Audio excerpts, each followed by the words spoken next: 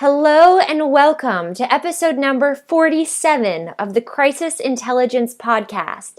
Today is Sunday, May 3rd, 2015. I'm Melissa Agnes, and this podcast is brought to you by Agnes Day. Let's talk crisis intelligence.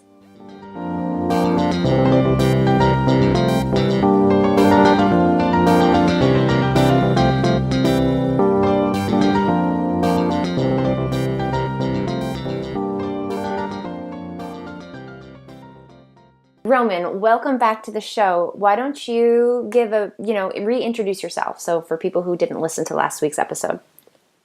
Hi, Melissa. Happy to be back. So my name is Roman, and I'm a digital strategist. I've been doing it for 15 years in the context of marketing communications. Currently based in London, and the topic of our first podcast was the Olympics and the global events. So up until recently, I was a senior digital strategist at Weber Shandwick, global PR agency, and I led the digital crisis capability for them in Europe, training Fortune 500 companies in digital crisis preparedness. And I was the social media and content planning advisor to the Sochi 2014 Winter Olympics last year. Awesome. So last week we talked about really the going into and planning for a global event, whether that's a global like the Olympics or some kind of game or ceremony, or whether that's a global crisis that could strike an organization. So we really dove into, what you had to look at prior, how you worked with your team, things you anticipated, things you planned for, strategy development, analytics, all of that. So today, let's talk about what it was like and all of the many lessons that came at you. And I know that if I ask you, so what was it like being on the ground and being responsible for the digital communications, both in content strategy as well as in risk, issue, and crisis management for the Sochi Olympics in 2014. If I ask you what that was like, that's a loaded question. So I'm going to ask it anyway. And let's just dive into that loaded question because it's filled with all kinds of good stuff that I want to talk about.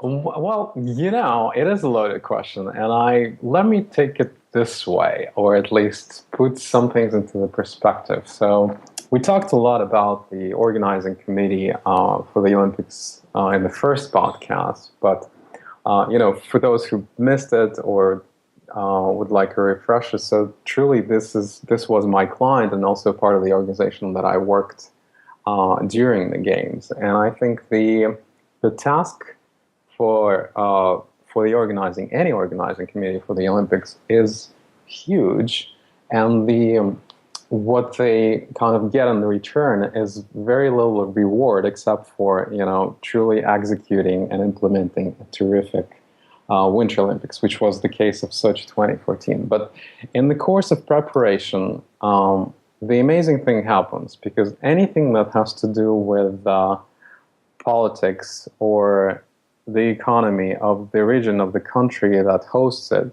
becomes relevant to the organizing committee. So things that we kind of had to deal with on some level, in fact, had nothing to do with the sports or the world of the Olympics at all, whether it's environmental issues, animal rights, LGBT activists,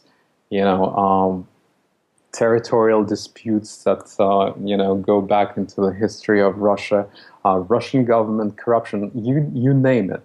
It seems like everything under the sun is a problem of the organizing committee.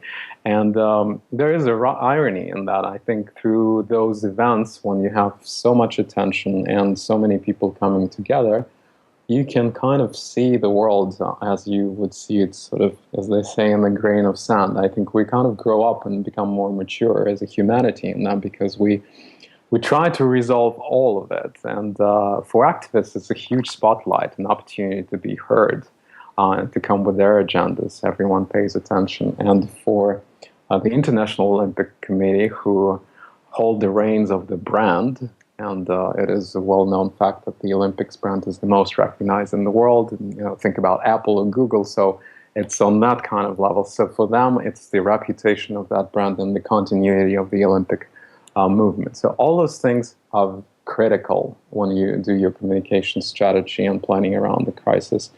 And anything can happen.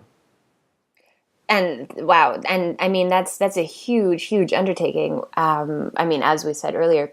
So what? How did you focus? You know, how did you prioritize? There's so many things. I mean, in last week you mentioned that there were, wow, what many was it? It was 10,000 tweets per minute at the opening and I believe closing ceremonies. It was 23 billion tweets or just, I guess, uses of the hashtag. I believe it was Sochi Olympics or Sochi Olympic. Was that the hashtag? Yeah. So 23 billion uses of that hashtag over the span of what, 17 days? It's insane. It's immense. It's enormous. So how do you prioritize? I mean, you have all kinds of issues coming up left, right, and center that may or may not escalate. Then you have the real risks that you absolutely need to keep your eyes on and keep your ears open to. And all at the same time, you have to decide what you respond to, what you don't respond to, what you listen to and pay more attention to. So how did you prioritize all of this? I think you have to have a great team. And me coming, a year prior to the Olympics, as I was explaining specifically for the role to lead digital, social, and content planning, was difficult and was a blessing in disguise because I could rely on the experience of people who have been working on this for the last 7 or 5 years. So they've been in this for a long time.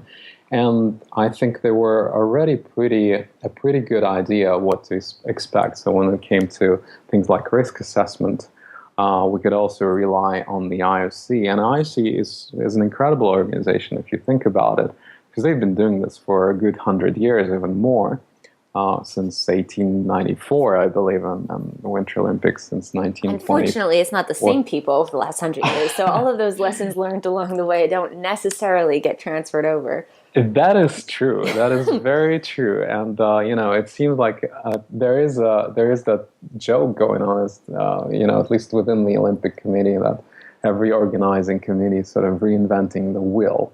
So, but at the same time, I was lucky to work with the people who have been to 6, 8 different Olympic Games, who've seen that. And there are patterns, and and it was useful sometimes get kind of a reassuring advice from from those folks who would say, it's the same pattern that we see every time with all the games. Prior to the games, it seems all about kind of really turning inside out the host country and kind of dissecting everything that's wrong about it, whether it has to do with the government politics, presidents, legislations that they,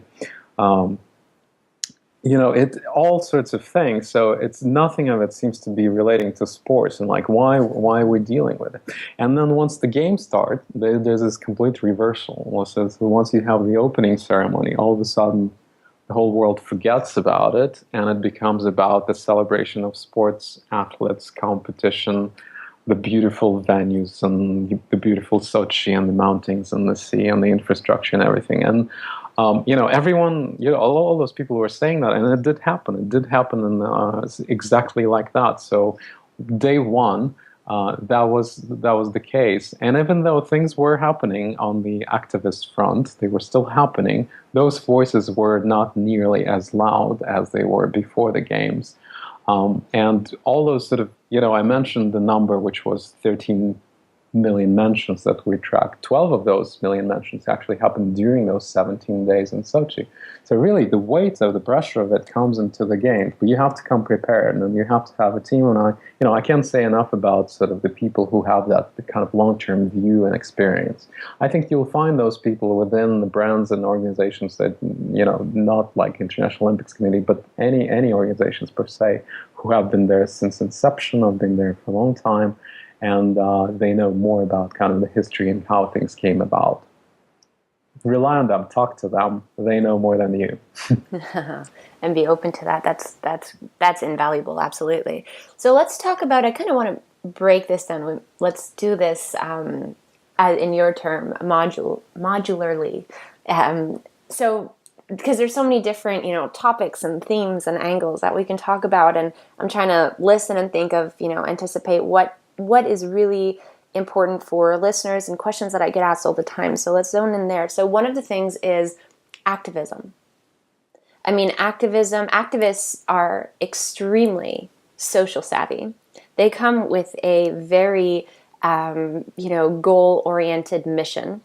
So let's talk about that for a second. What that felt like experiencing that. You said that was, they were more predominant on the social front and had more of an impact with their voice on that prior to the game's beginning, which makes sense. But it's still something that you don't want that to overtake the conversation.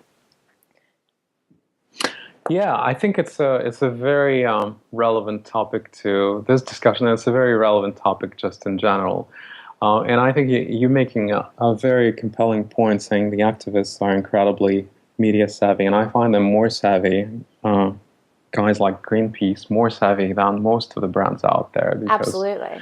When they go for it, they do it incredibly well. There was an event in London a couple of years ago, which was around the building called the Shard.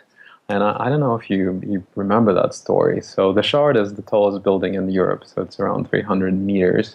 It's the size of an Eiffel Tower, which was recently built. And what the Greenpeace did, they were protesting against Arctic drilling, so getting oil in the Arctics. So, and they had 3 or 4 women who were climbing the Shard, the 300-meter building, in protest for it the whole day. And all of us women were supposedly tweeting from that building. Jeez. And at the same time, there was a live web microsite established. There was a live feed going on. There was just a whole content strategy around this event, which led to a lot of the news media organizations putting their live feed on their websites during that event. So truly for one day, they took over the media. Like, they truly took over the media with this. The question after it is, like, did they achieve the goal that they were trying to achieve, meaning stop the Arctic drilling? Maybe not. Did they draw attention to it? Absolutely. So, but the way it was implemented, just in a very mechanical, technical way, this is the way we do communications and marketing campaigns this day. And they were very, very effective. So I'm not going to spend too much time on this story. So look it up. There's lots of great reports and charts and statistics around what happened then in 2013 in London. But, as far as the going back to the Olympics, so we certainly, had a great deal of activists coming our way. And I think one of the points that it would be important to make is that despite the blunt and sometimes insulting and unfair statements, the first thing to think about would be to actually, how can I work with these people? How can I, is there a way to sit down with those NGOs and have a conversation on what they're trying to achieve? And I would split them into groups, because there are the ones who are actually trying to, have a conversation and trying to truly achieve the goal of move the needle on some social issue that is very relevant to them and what they're doing. And some of them would want to just point the finger and basically mix you with all the dirt in the world. So if you make an attempt to talk to them, you will understand what they're after. And if they're honest and sort of sincere in moving the needle on the cause that they care about, I think there are ways of working it out. There might be ways of working it out. So you can prepare yourself by reaching out to them and just sitting at the table and having a conversation. So that's step number 1. But if you do end up sort of trapped where you are, which happened for us, it happened for us on day 1, but after the opening ceremony, and of course there were events before that, but I just wanted to talk about that specific example. I think it's a case-by-case story. It can happen different. For us, I found myself at February 7th was the opening ceremony. So at 4 o'clock in the morning on the first day of the Olympics, I was still immersed into my sort of Facebook, Sochi 2014 Facebook page, because what I was seeing there was causing a lot of concern. When I was seeing an influx of commentary happening on all of our posts, by literally dozens every minute. And they were coming from from a group which looked like they were from the nation of Georgia. All of their names were Georgian, and they appeared as real users on the Facebook accounts. But what they were posting was looked like spam. It was redundant messages that had to do with Abkhazia, which is a piece of land between Georgia and Russia, and they were making claims that that's Georgian land. So, not to go into the history of that, of course. They were doing this where? They were doing this on your page? They were doing it on our page, and they were doing it on Twitter as well, but mostly Facebook. And what was alarming is that it was happening in such at such huge velocity, so that in 4 days we discovered that each single post that we had on our Facebook page from 2011 acquired an additional 500 posts at least. So we were literally contaminated with about 100,000 posts. So every single post since the inception of the Facebook page was bombarded with their commentary. So that was kind of the resulting effect. But when I was there on the first day, trying to reach out to all of my existing contacts at Facebook at 4 o'clock in the morning, and then trying to engage the International Olympic Committee in that as well, that was difficult, because that's different between the reality of being in the Olympics, where every hour counts, and talking to someone who is in California and looks at you as just one customer among millions of customers that Facebook has. So it took a while they got back to us, but an interesting thing happened in it, and there were a lot of discoveries for me, things that I didn't know about. So it took them about 24 hours to kind of look at this situation and investigate it. And the answer they came back to us, they said, it appears that what you're seeing comes from a group of real people, and those are real user accounts on Facebook, and they're posting. So there's no automation involved. But yet it's copy-paste. Right. So copy-paste, whatever. And so what it means for us, according to our policies, it constitutes political freedom of speech. So we don't look at it as spam. We can't look at it as spam. And that's where kind of our realities really diverged, because what I was seeing were repetitive messages coming in hundreds, literally hundreds, and me not being able with my team, because a lot of the resources were diverged and pointed into the page, because we were losing people. People couldn't talk to each other anymore around the posts because everything was contaminated. And all of our analytics, as you can imagine, they went into a garbage can as well, because you have everything skewed towards commentary. What's happening here? So that's where, we saw black, they saw white, and you couldn't quite change that, because that was sort of a piece of corporate bureaucracy or policies involved in this that prevented them from classifying it as a spam. But it looked like spam, it worked like spam, and it completely paralyzed our community on Facebook for the time being. And most of all, it's just I regret all the hours we spent on deleting those comments. And there are tools to do that. As you know, you can't turn off the commentary, but you can filter them. But that helps you only, it gets you only so far, because you can always come up with a new spelling for the same word. You can add a couple of more syllables to it or something like that. So everyone's clever. So that didn't work. We were blocking, the users at the numbers of like 5 to 10 different users in 1 minute, like as fast as we could. But that's a lot of resources going to this one issue. Absolutely, yeah, absolutely.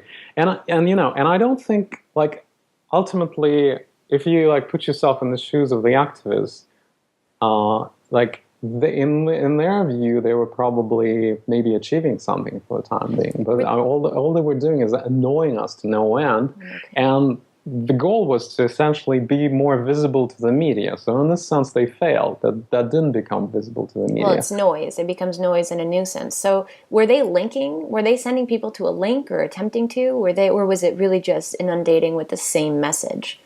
It was really inundating it with the same message. So, Wow. there were links to sort of their Facebook page, which they have. There were links to different images, which said the same thing that they were posting. So it was just variations on the same thing.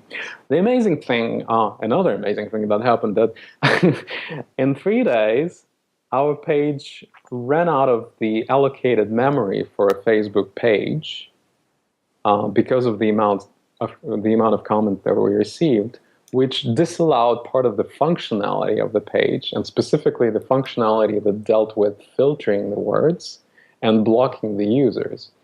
So not only this was classified as political freedom of speech, but that political freedom of speech led to sort of a page which couldn't function properly. So we couldn't block them anymore. We couldn't filter them anymore. So, maybe we didn't come to an agreement, but I think it became obvious in the end that this was spam, yet it couldn't be regarded as such. All right. And Go ahead. Sorry.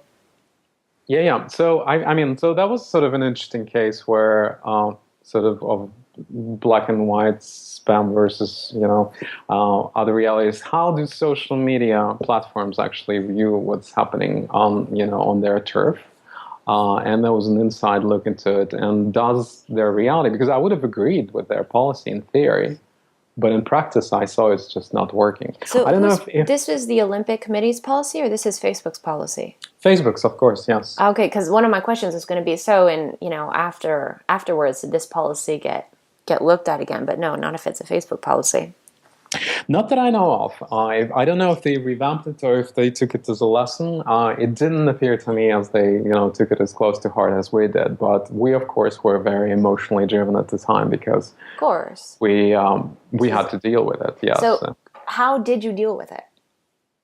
We dealt with it manually. So essentially, it's a lot of people hours spent on trying to at least read of the new commentary from the new posts, because we were still creating great content. There were still people, in the mountains, on the ground, on the stadiums, capturing things, and we wanted at least those posts to be clean. It was an uphill battle all the way.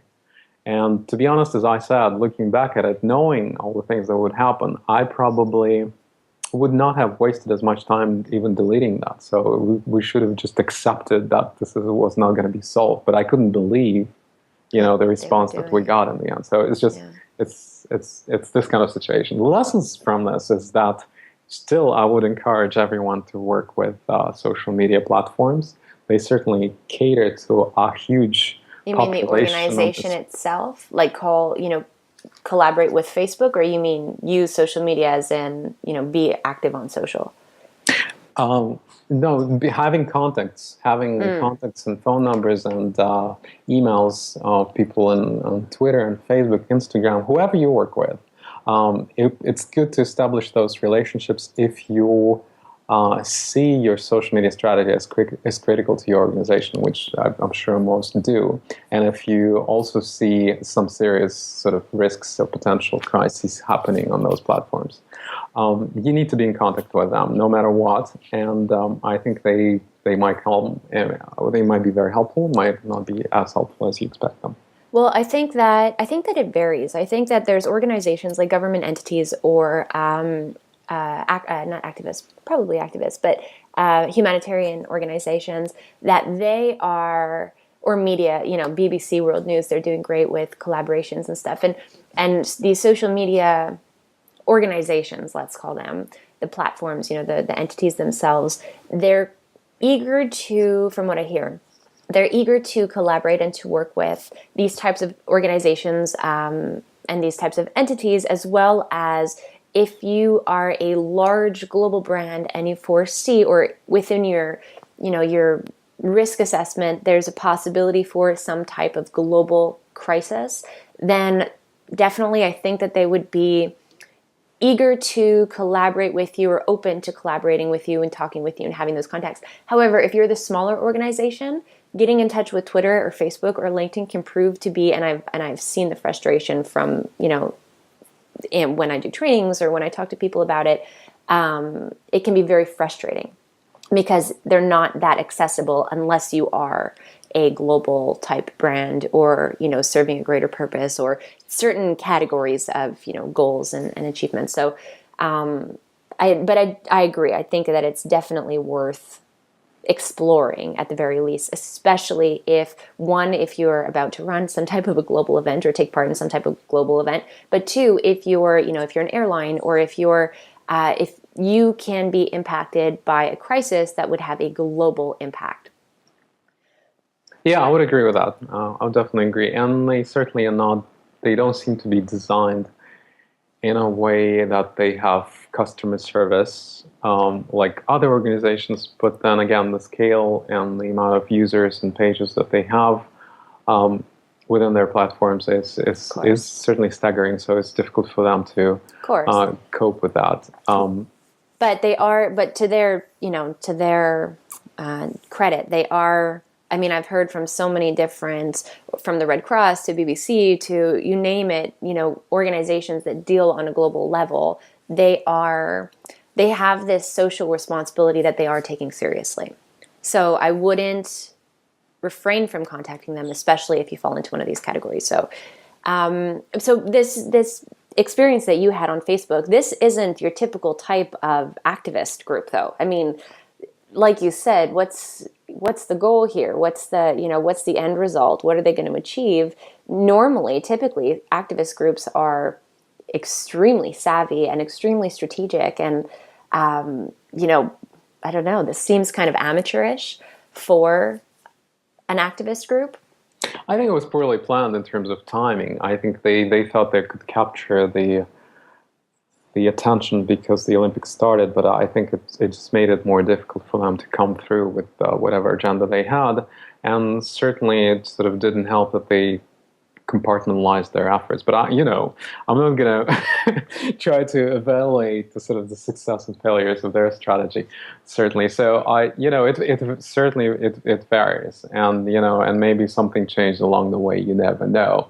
But for us, it hurt us in terms of the time and the amount of time that we spent on this. I don't think they moved the needle on their agenda in any way. But it's a lot of times it's the case with sort of with the activists. So, but it goes contrary to the first argument that we made, that they tend to be savvy. A lot of them are, and some of them are not. Yeah. And I think that this at least shows a good example of what you wouldn't necessarily have anticipated, and then yet what you had to deal with, and then in hindsight looking at it and saying, maybe it was a little bit of wasted resources. So definitely. Yeah, definitely. It's sort of, and it's an interesting story, and I think it kind of needs to be, it begs for part two, and maybe follow up with Facebook and the Olympic Committee. But we'll see. You just never know. Some of those lessons are kind of lost in time forever, and then who knows, the functionality of Facebook changes and becomes something else. That's true too. So I'd like to talk as well about, you were on the ground of a global event happening, not just unfolding on social and in the digital landscape in real time, but actually unfolding in real time, period. These are games that are unfolding in real time. So how did you, let's talk about the real-time aspect of the Olympics and how that impacted your tasks and your missions, as well as the media's impact on real-time.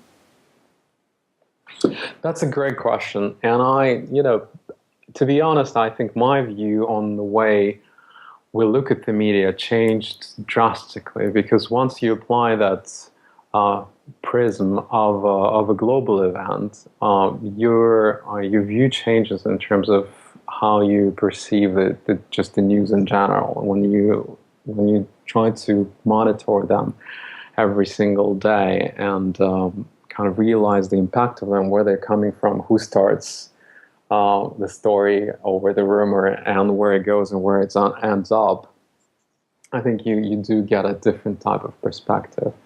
And one of the takeaways is probably, if you take, I'll draw that parallel. I'm not sure if it's fair. So one of my favorites, media theorists, Douglas Rushkoff, who's the author of The Present Shock. It's just a cool book that came out, I think, last year.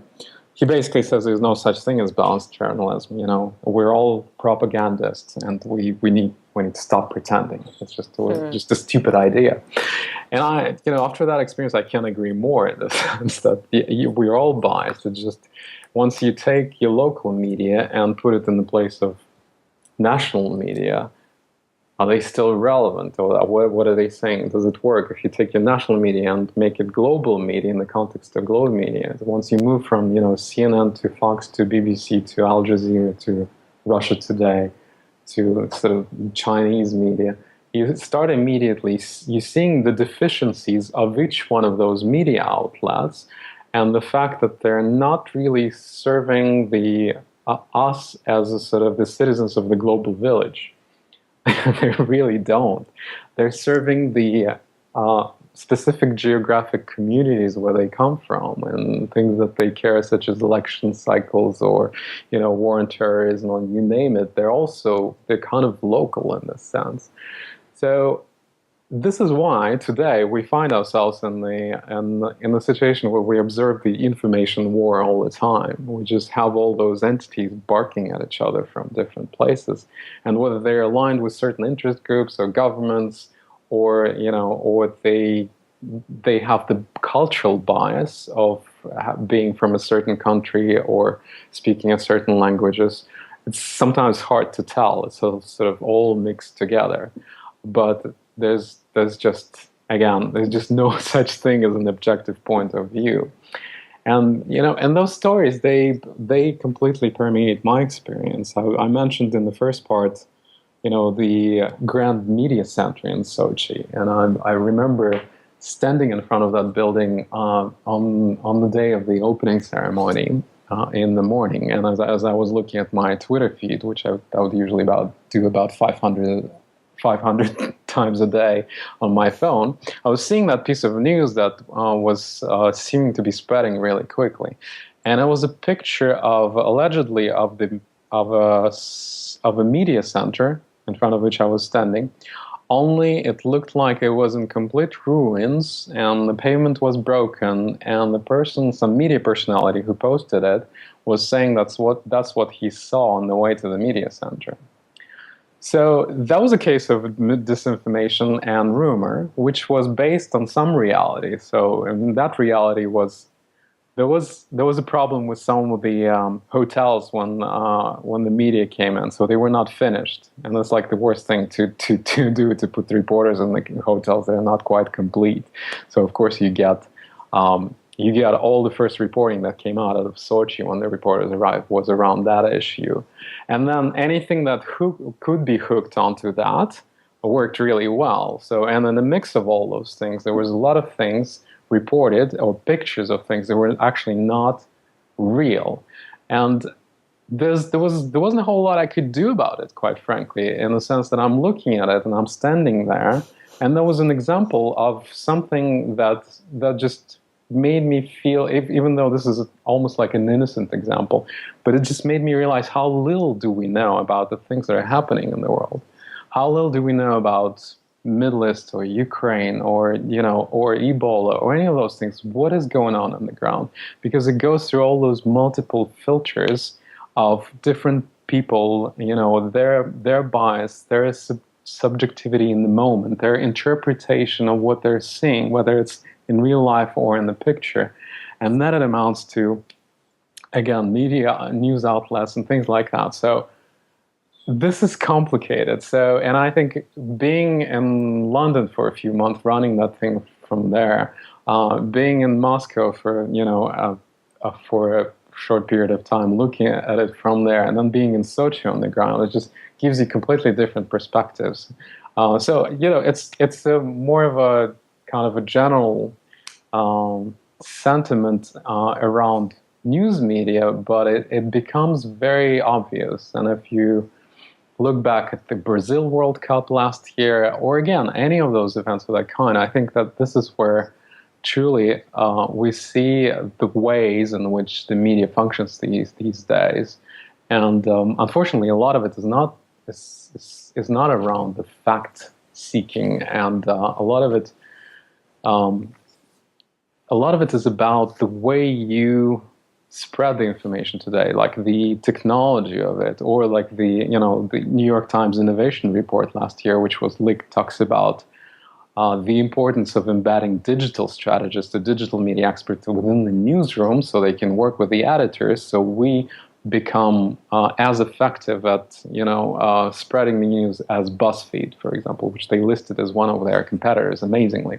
So things like that. So they're very captivated with sort of the digital, but I think in the mix of it, you lose the fact of what is actually going on. Whether you're doing it intentionally or not, I don't know. And I think the true innovation of news media tomorrow is not only within the digital technology, but I think you have to upgrade your thinking about how your news are being perceived around the globe. And for organizations and corporations, it's especially important if you're working across different markets, how you're being perceived. What does it mean for people in a different part of the world that you have that piece of news or you reacted in a certain way? So I think that's sort of a takeaway or the way to bring it back to terra firma in our podcast. Which is, and I mean, that I really enjoy listening to you say all of that. But that's a huge, unless you are worldly, unless you have experience in the different markets or in the different regions of the world where your organization touches, and most challenging, where a global crisis might touch. So, for example, Malaysia Airlines flight MH370 that went missing. That was the first of 2 for Malaysia Airlines, but 3 for the region of crises with airlines last year, and big time, crises, scary crises, global events. And yet I don't think on both sides of things. So Malaysia didn't necessarily, Malaysia government and the airline didn't necessarily understand how North America would handle the news. And it had a North American impact, it had a global impact, right?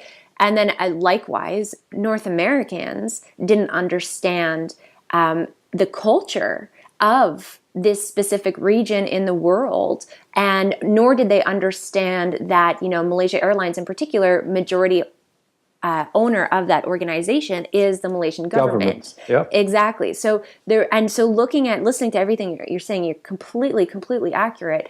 And the challenge, especially so the challenge for type of, if you're planning to work with some type of global event, which you can plan, you can kind of, if you're smart enough, you can anticipate this, you can do what you can to learn about the different cultures or the different impacts or the different risks of these impacts and all of that.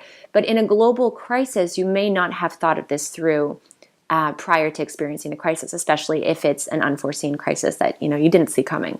So what does that mean in your experience? I mean, how can organizations better, because this is a scary reality, and yet the media has such a heavy impact on everything, on perception, on reputation, on where the story ends up going and what angles end up being, going viral and becoming conversations globally, and that's impact on perception and on reputation of the organization. So all of this said, because I think that's people might be listening going, holy crap, so what are some steps that people can take to minimize the impact of this risk?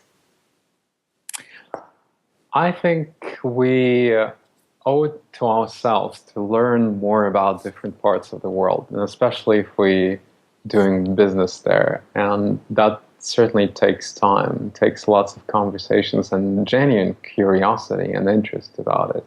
And I think in general, what we see happening is that there is access to that now. There's more access to it than ever before. But at the same time, there's more news happening locally as well as globally. So, and they kind of flow into each other easy. And nothing is local, nothing is regional. Everything's sort of global, as we like to say. But at the same time, the misunderstandings are still there. So, the first and foremost, you just have to go there and have to talk about it. And genuinely, I had a fantastic opportunity in the past 2 years to kind of travel around Europe and introduce some of the digital innovations that were evolved in America, and that taught me a lot of how inadequate we are in the language and in the kind of just the proposition of what we're doing, and even that small barrier, it becomes really huge in those sort of multicultural communications. So I think learning and being curious is just the first and foremost important thing. But then, on a more practical, this is a practical side as well, but on a more, in terms of practical steps, I think you kind of need to really understand who is setting the agenda for your organizations in terms of stakeholders across the globe, including the news organizations. So just really knowing what kind of position they might take on certain issues. So I think that's incredibly important. I agree. For everyone. And then I think it leads us to sort of that formula of what do you need to do when something happens in the first 24 hours. And we always like to say that you need to establish yourself as the go-to person or the voice, and everyone expects something from you. And if you delay that, you create a misperception. So, I mean, but to that point, I don't think you need to wait for those 24 hours. I think you do need to establish yourself today and start working on it across different markets. And I think companies, just as well as individuals, are very, very empowered. The barrier in entering the media space is so low these days. So I'm not necessarily saying, you need to spend, in the next year, $500,000 on content production and content creation and storytelling, which would be great, because I think you'll learn a lot through doing that. But I think at least you need to upgrade your content strategy in general. At least you need to find people who are experts on that, who would be able to help you and produce something quickly and when it's needed, when it's relevant, when the audience expects it. Not necessarily on crisis-related stuff, but more in the positive storytelling. So this is how you establish yourself, and can be media in your own right, because I think we have much more tools these days without relying on the media as an intermediary to be heard. And again, when something happens, you will be the first to respond to it. So, and if you have that platform, I think you're in a good place. If you don't, it's definitely too late. Well said. And I do wholeheartedly agree that part of your crisis preparedness program needs to include devising strategies to establish trust and credibility with key stakeholders now. This is not something that you want to wait to do in a crisis. You want this to fall. You want to be able to fall back on this, and this is the fundamental, foundation of your crisis preparedness program. So I totally agree with that. I'd also mention for listeners that if you're interested in this whole aspect of cross-cultural communications, I do have another podcast on that. I don't remember what number it is, but it's with Bridget Stock, who specializes in cross-cultural communications, and we talk in depth about different factors in this and different aspects and different on this topic. So if you're interested in that, go check out that podcast because it's a good listen. All right, you go Excellent.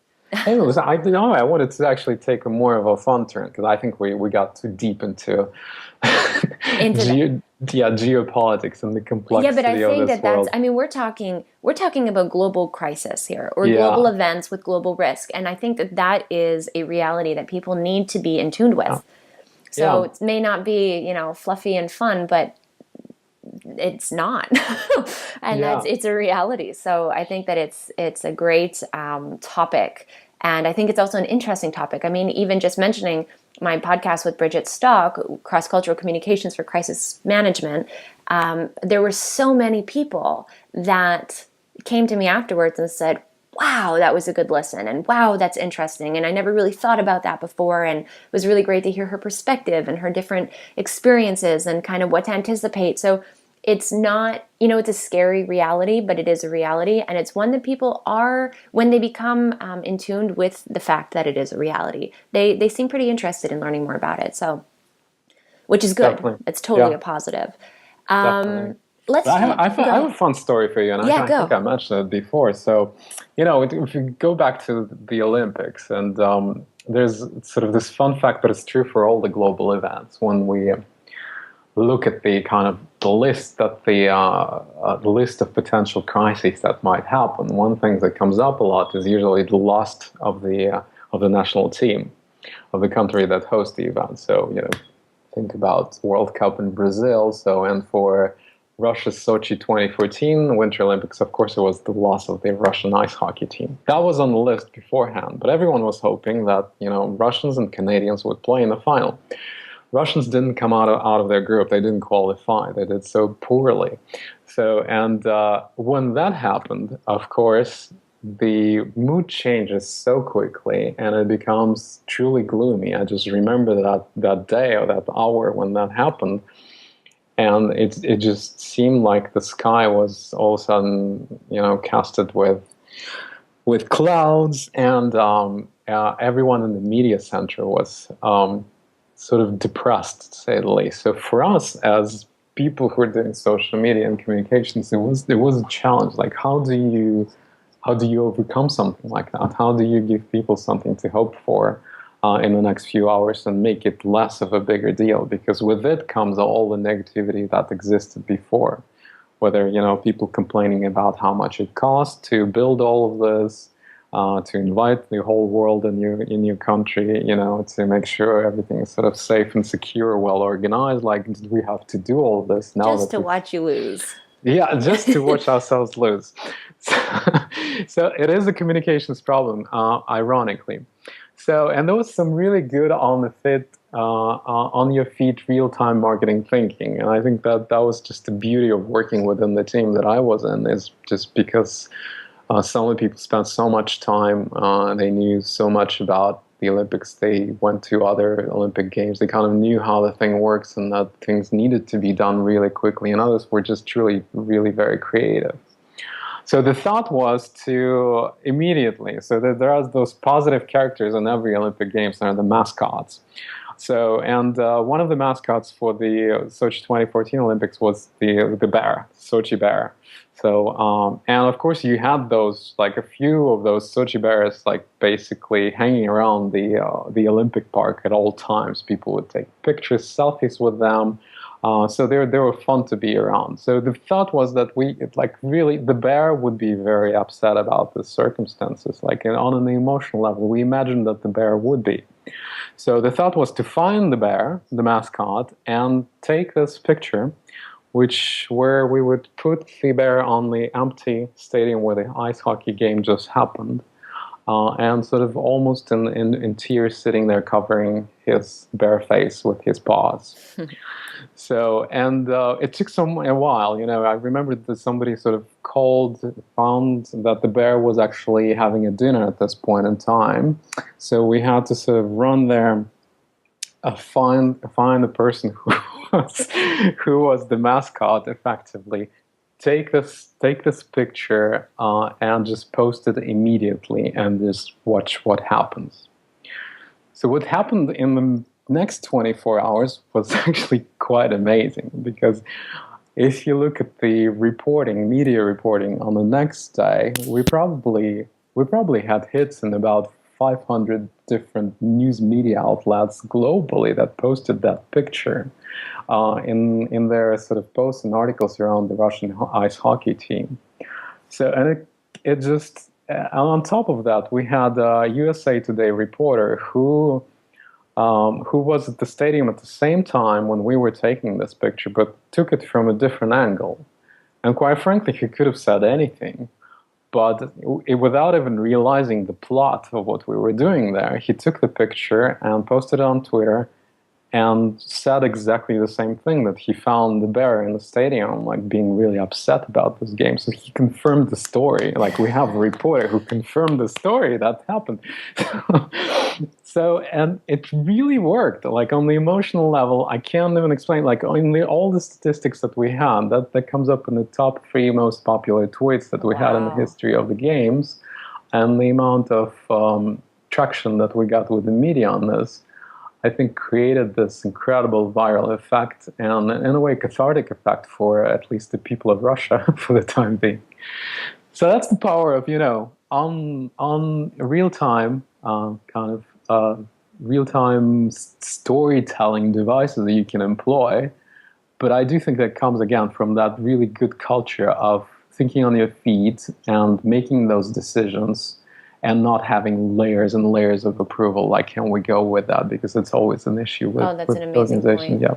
Absolutely. So let me ask you this. So I mean, the fact that you kind of painted the picture of it, the fact that the hockey team lost was a big impact. First of all, hockey fans know that hockey is, my goodness. I mean, I'm Canadian, so in Montreal, when the Habs play, when they win, when they lose, there's riots in the streets, especially when they lose. So whether they lose in their hometown or whether they lose, in Boston or whatever it is. So hockey in itself has that nature in particular.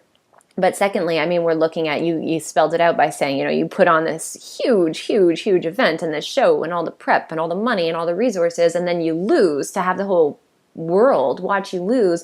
That has a big impact on the risk that we talked about in the first part of this podcast series was, do potentially having a negative impact on the fact that, will other countries want to host the Olympics, right? So that's a risk there if we augment that. So my question then is, how did this storytelling with the bear, which I think is brilliant, how did that impact that? How did it minimize the risk? Was it neutral? Did it not do anything to minimize that risk? What was the impact on that? It's hard. It's always hard to say what could have happened if we didn't do that. But I think for us, because of how big that story became, which just was born on the spot out of one picture that we all envisioned in our head, because this would be good to show to everyone because it captures the moment so well. It captures the feeling too. It captures the feeling, yeah, and at the same time, it just gives this very positive vibe of a Sochi bear who's relatable and who's relatable, who's big and fluffy and warm and all that. You could share it with your kids. Yeah, absolutely. Yeah, so I think there was just a perfect combination of all those things. And I think it did help a great deal. I'd like to believe that it actually did sort of remove a certain amount of maybe anxiety or anger about that loss and helped everybody kind of move on and focus on the next day without dwelling on it too much. And in the end, it paid off. I mean, the amazing story about, at least for Russia, is that on the last day, the Russia got ahead and won the most medals in those Olympics, which was incredibly well celebrated in the media center and by the International Olympics Committee. It's just a really happy moment for all the people who are working on the communications side and everyone who's working for the games within the organizing committee. Thousands of people for years putting all those games together. It was a very rewarding thing. Which is actually interesting because not everybody, those thousands of people on the committee, are not necessarily Russian. So they're rooting for their own probably home teams and that. So that's an interesting perspective of, maybe my home country lost, but at the same time I'm working with this country for this organization and it's an overall win. Very true. Yeah. And it's actually the etiquette of that is quite strict. We couldn't show our affiliations. Certainly not. No, of course. Yes, so that was the case, and but you can't hide it anyway. So, and I think everyone at the end of the day kind of understands that. I think the atmosphere there was absolutely incredible, and I think the people who went there, no matter what happened afterwards, I mean, to me, the Olympics was always, it's a big PR project for a country. So I think it's the ultimate PR project in a way. I mean, there's many other things that you can do, but that's just one of them.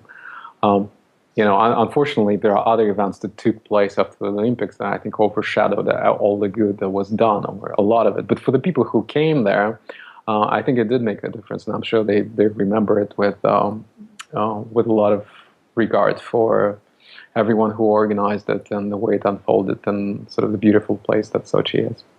Very nice. Okay, so we're running out of time. I think we could have put this into 3 podcasts even, but I have 2 last questions that I really want to address. So the first is, and I mentioned it in the intro of the first podcast, was scalability. I mean, you're talking about putting together a plan to the best of your capability for this global event, for the most pertinent risks and all of that. how can, and I think scalability, whether we're talking about taking a crisis plan, and I'm looking from the point of view of organization. So whether we're talking about taking a crisis plan and making it scalable in the sense that, it's the foundation for responding to issues, as well as some type of global catastrophe that can happen. As well as taking a crisis plan and creating it in the sense that it's scalable to grow with the organization, especially if the organization has projections to grow to a global, huge, monstrous, or level type thing. So you don't want to have to redo that. You want to have a really, really good structure, really good base. So in your experience, and I think that this is, again, it's an abstract term, scalability. People who don't specialize in crisis have a hard time probably kind of just grasping that, wrapping their mind around that. What does that really mean for crisis prep and risk prevention or risk mitigation, whatever, all of these things. So in your experience, what are the fundamentals of scalability for crisis preparedness? Great question. So let me put it this way, and I think I'll put a more human perspective on this, because I think it does start with your team, and it does start with a team of experienced individuals. So you have to have that inherent trust with the people that you work for. So all those sort of psychological teamwork things it's a huge factor. If all of it kind of leads up to a potential crisis or a big event or anything you're trying to accomplish. I think it has to be a well-oiled machine as well. People have to be well-trained. They might be experienced, but also they need to anticipate things. So, you and I have done quite a bit of sort of training and preparedness, and I can't say enough words about the importance of that. About the importance of putting people who have to work out issues in one room and face a potential scenario of doomsday that might come their way, and trying to figure it out as sort of a process of training and preparing yourself. So I think that's very important. Having proven tools, processes in place that allow you to be more effective, that allow you to create efficiencies and save time when you need to make those decisions. We talked a lot about analytics, so going back to that, I think you have to have all that in place as well. And then, finally, and probably, a couple of things in addition to this, we talked about the importance of allies and stakeholders and forging relationships before something happens. So I think knowing your ecosystem and knowing, working with NGOs, we talk about that. If you anticipate anything coming from the activists or anyone from that, then you can work where you have to make an effort to work with those people, even if you think they're completely unreasonable. But I think it's just one sort of thing to off your list. If you've done it, at least you don't have yourself to blame for not reaching out to them at the end of the day. And then, of course, all the people that you work with who also have a stake in what you're doing, whether it has to do with your industry or your partners or your sponsors, whatever it might be. And finally, I'd say, we talked about sort of storytelling, and I put this light and funny perspective on it. But I think you can see how, like through that example, how much you can do yourself. I can't say enough about how easy it is these days, on the one hand, to become a media organization in your own right, but at the same time, I would implore and encourage everyone to learn more about what it takes to create a documentary, to be a videographer, to produce some incredibly compelling content that truly resonates with the audience, that's relevant, that's valuable for them. Because I don't necessarily believe in content by itself. I think you need to watch every single pixel in what you put out there and see how effective it is against the objectives that you have as a business. Great advice. Lots there. And I think when it comes down to it is that, again, it's coming away from the concept that organizations used to prepare by, which was, we're going to create a plan, and literally it's a plan, it's a document, it's a printed book, And we have that. That is our crisis plan. If ever something happens, we pull that out and we follow it to the T. And I think that everything in what I teach and what I consult on, and as well as what everything that you just said, is that today that plan, talking about scalability just as an example, goes far, far, far beyond that document. And that is true crisis preparedness today. It's all of these aspects. It's integrated into every aspect of your daily business, of your daily interactions, of the fundamentals of your corporate culture, all of this. This is all relevant. This is all what is, in fact, scalable. So if you start with the right corporate culture, for example, as you scale the organization, as you grow, as you dominate the world with your organization, that as long as you keep that corporate culture, and you allow it to grow with you in that same regard, then that is what's scalable. And that, again, is the fundamentals of, or the secret, I should say, to crisis preparedness, crisis management today. I couldn't have said it any better than you, Melissa.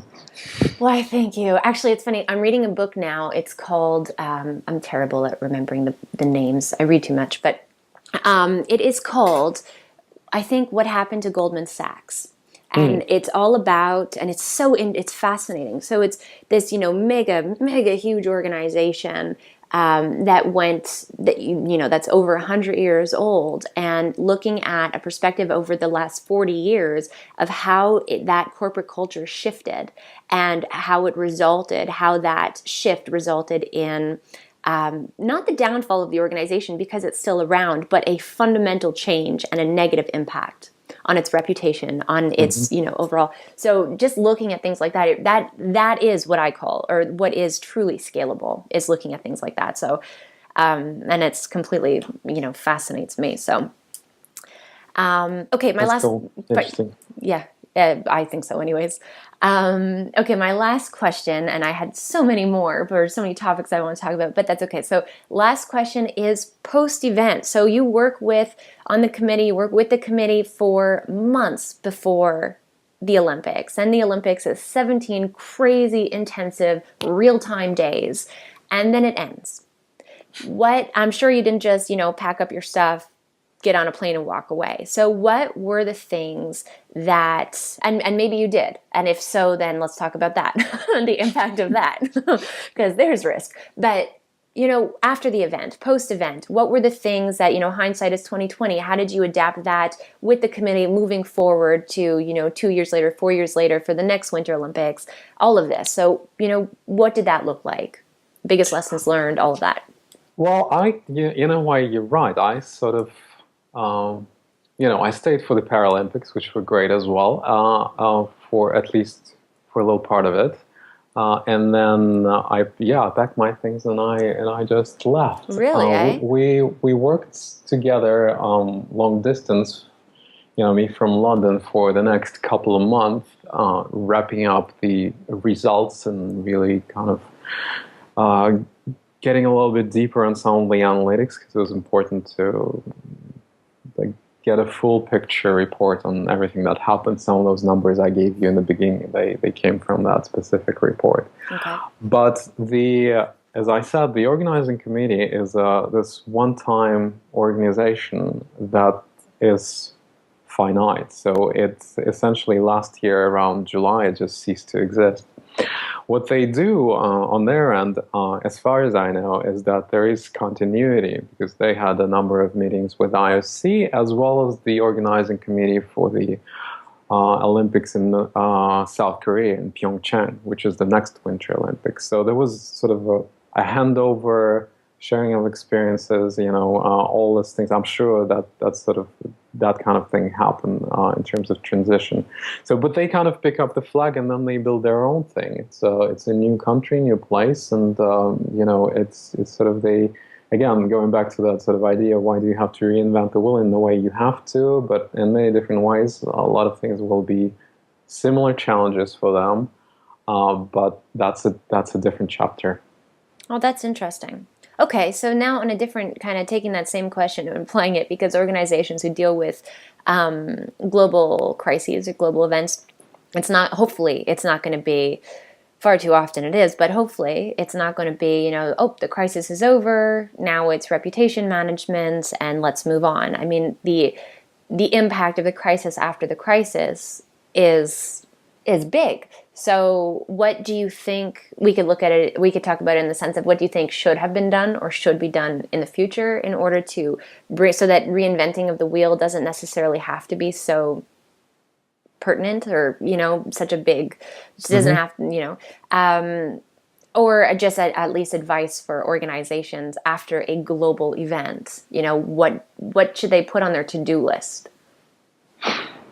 Yeah, well, I think there are tools, and I could probably say a lot in terms of just the basic psychology of those type of things, because it appears to me after spending a few years in the business of dealing with crisis for the Olympics or training companies on preparedness, based on that knowledge and other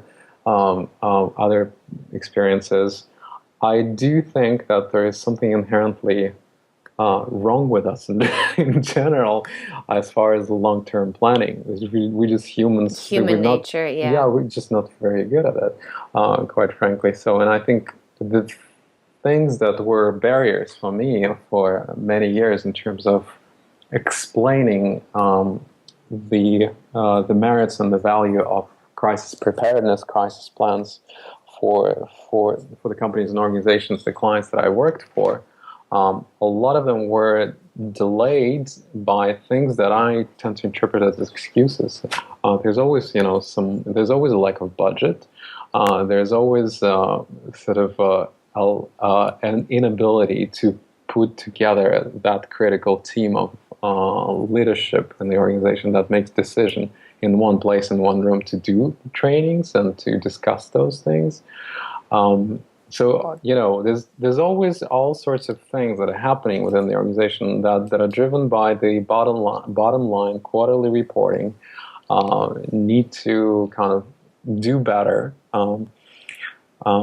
profit-wise and in many other regards. And this just comes last on the list. And what I would just throw against that is that there was a really good research done by Deloitte, I think, a couple of years ago, which was around strategic risk, where it came out very prominently that, in fact, the reputation is being perceived by the C-level executive as the biggest threat, on top of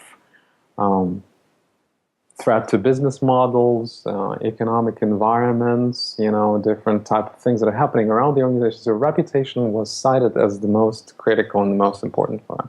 So I think that tells you something. So people who actually run the organizations and see the big picture, they do care about the reputation, and they have a different perspective. When we approach it from just purely one function, whether it's a social media function or communications or broadly marketing or sales, we look at the crisis preparedness in a way which is very limited. I think we just view it specifically. What does it mean to me, and what kind of headache, will it be for me when that happens? So, and I think that's the biggest flaw in all of it, and that's the biggest barrier in transferring that knowledge from sort of one event to the other, to making sure that everyone's sort of aware. So truly, the things that we're talking about, those the crisis intelligence overall, this whole podcast, I think it is intended for the leaders of the organization, which is not to say that everyone else wouldn't benefit from it. They will, and it's good if they understand it, especially on the social and digital side, understanding what you do, the sensibility of it, and how easily you can drive this whole thing into the ditch by just making a faux pas or something you just didn't expect that would happen to you. So I think that instilling that in the organization is very difficult, and it is an ongoing battle for all of us in this business. But what can I say? I think you need to try harder. I think you need to have systems in place. I think you need to have experts who attend to it. And I think you have to have more of a long-term perspective. It's not something that's done on a quarterly basis. It's not the bottom line. It's a different thing. And I think at the end of the day, your reputation is probably one of the most important things. Absolutely. Well said. Well said. Roman, this was a lot of fun. Thank you for having this two-part conversation with me and for sharing all of your experiences and insights from this really great experience that you had with the Winter Olympics in 2014 on the ground. So where can everybody find and follow you for more good stuff? Twitter is the best. So Roman Holiday is my Twitter account. So feel free to send me any messages, follow me, or whatever. I'll be happy to get back to you with any kind of questions or follow up on this. Please. Excellent. Excellent. Roman, thanks so much. You're welcome, Melissa. Thank you for having me.